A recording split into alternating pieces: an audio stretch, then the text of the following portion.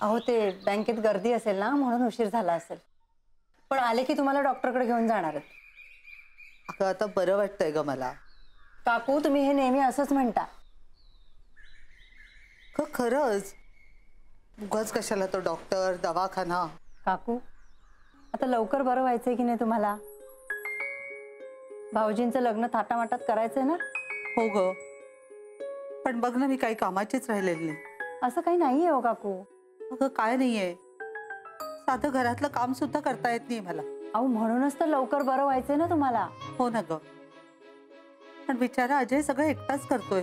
अहो काकू आपल्या म्हातारपणे आपल्या मुलांनाच सगळं करायचं असतं ना. ते कळतंय ग मला, पण या वयामध्ये त्यांनी त्याच्या कामाकडे करिअरकडे लक्ष द्यायला पाहिजे, पण त्याला सारखं माझ्या उशाशी बसून राहायला लागतं. अहो पण भाऊजींची त्याबद्दल काही तक्रार आहे का? अगं तो काही म्हणत नाही ग, पण मला कळतंय ना बिचाराची उगाच किती धावपळ होतीये. त्यात लग्नासाठी एवढा ताण चालली. माझी जर तब्येत धडधाकट असती ना तर त्याचा निदान हा त्रास तरी वाचला असता.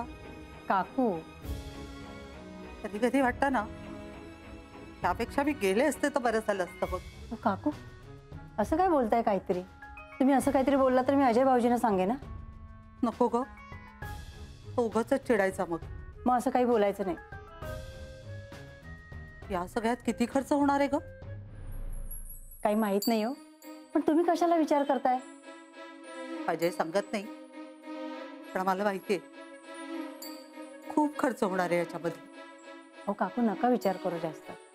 तुम्ही बऱ्या झालात ना की मग भाऊजींना विचारा हे सगळं. आता आधी आराम करा बघू. आरामच करते ग मी, कंटाळा आलाय सगळ्याचा. स्वामी सोड बा आता मला याच्यातनं. काकू अहो हे असं काहीतरी काय बोलताय?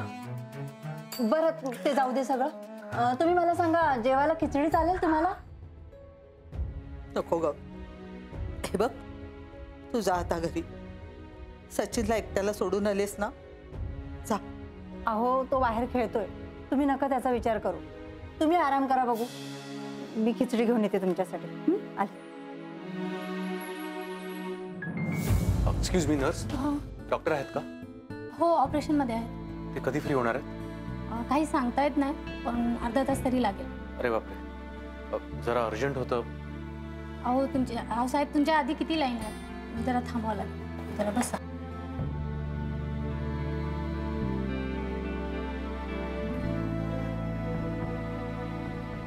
तुला उशीर झाला नाही? हो ना. डॉक्टरच्या कोणी असिस्टंट्स नाही आहेत का? माहित नाही. तू थांब, मी बघून येते.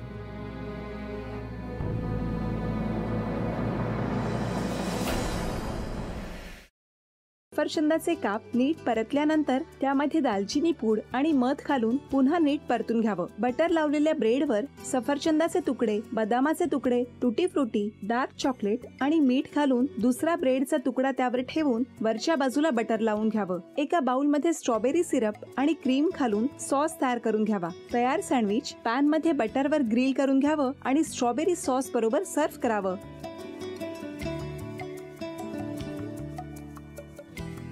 हे जेव्हा बोलत होते तेव्हा मी बघत होतो की या दोघांनी स्वतःचा संसार उभा केलाच, पण स्वतःच्या संसाराबरोबर अनेकांच्या आयुष्यात आनंद निर्माण केला. तो आनंद महत्त्वाचा. हसत राहा, आनंदी राहा असं म्हणत शुभेच्छा देऊया. आणि ही झी मराठीकडून भेटवस्तू डेव्हिड तुमच्यासाठी. अभिनंदन. आणि वहिनींना तथास्तू पुणे यांच्याकडून ही पैठणी. अभिनंदन.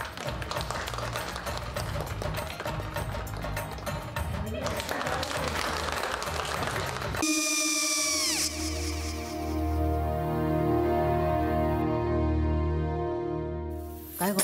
हा काय झालं? काय झालं? काय आले मी निकाल लावून आली. हो पण तिची आईच काय बोलली?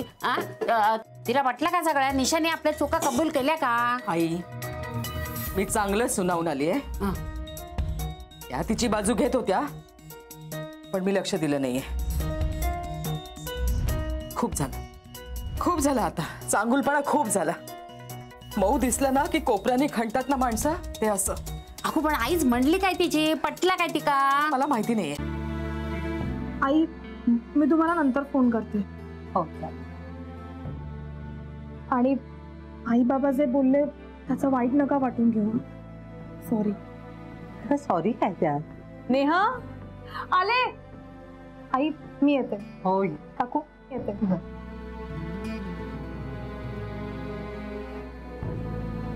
सावकाश जाग.